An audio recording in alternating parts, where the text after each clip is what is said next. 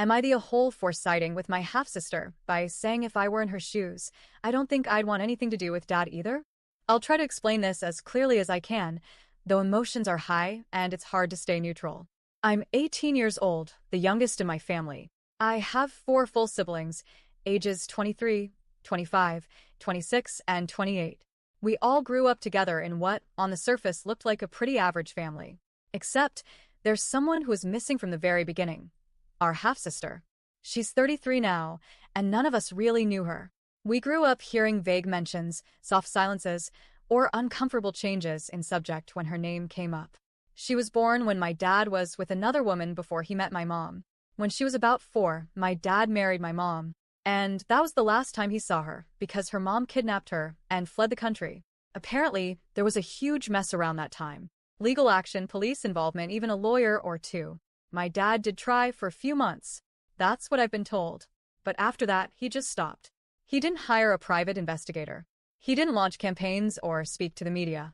He didn't even mark her birthdays publicly or do anything that kept her name alive in any kind of search. He just moved on.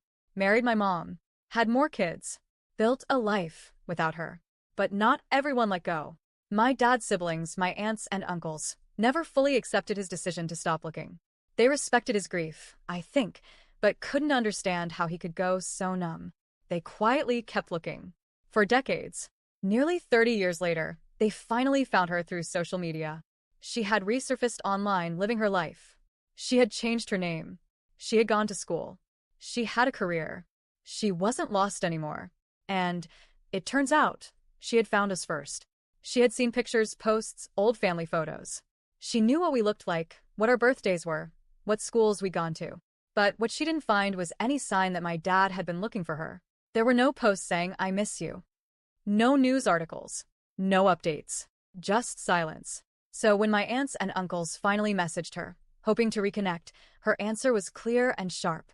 "Please respect my wishes and leave me alone. I do not want contact with my biological father or his family." That should have been the end of it. But it wasn't. My siblings took it hard, especially my 26-year-old sister. She had grown up fantasizing about having a big sister, someone wiser, someone to bond with. I think she filled in the blanks with fairy tales about reunions and long conversations over coffee, catching up on years of lost memories. When the rejection came, she felt like she'd been abandoned by someone she'd never even met. Betrayed, even. My mom was furious too. She took it personally, like the rejection was about us, not about what happened to our half-sister. The family started having these drawn-out rants every time we were all together. They'd circle up, voices getting louder, talking about how ungrateful she was, how cruel, how she was throwing away a perfectly good family. But I just couldn't agree. I didn't say anything for a while. I just listened and felt this quiet heaviness growing in me. I imagined what it must have been like to grow up thinking your dad didn't care enough to keep looking. To wonder every year on your birthday if he thought about you. And then, years later, to finally find him, only to see he had a new family, a happy life, and had apparently moved on without you. I don't know if I could forgive that either. So, the other week, during one of their bitching fests as I've started calling them, I finally spoke up. I mean, if I were her, I don't think I'd want anything to do with Dad either. The silence was immediate. You could hear a pin drop. Everyone turned to look at me like I had just punched a baby. My sister's face twisted in disbelief. "Are you serious right now?" "I'm just saying," I replied a little shakily, "that I can understand her side of it. If I'd been taken away and nobody kept trying to find me, I think that would really mess me up. She doesn't owe us anything." And just like that, I became the traitor. They accused me of being disloyal, of siding with someone who didn't want to be part of this family.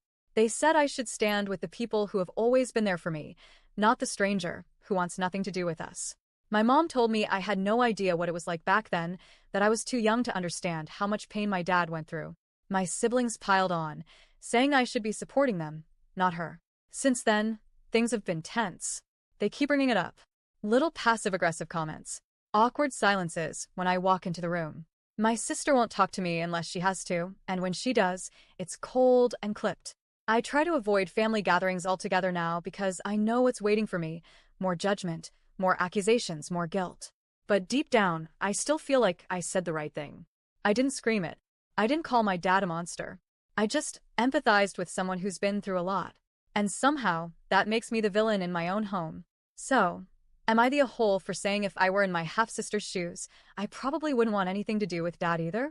Because, honestly, I don't think I am. But my whole family seems convinced otherwise.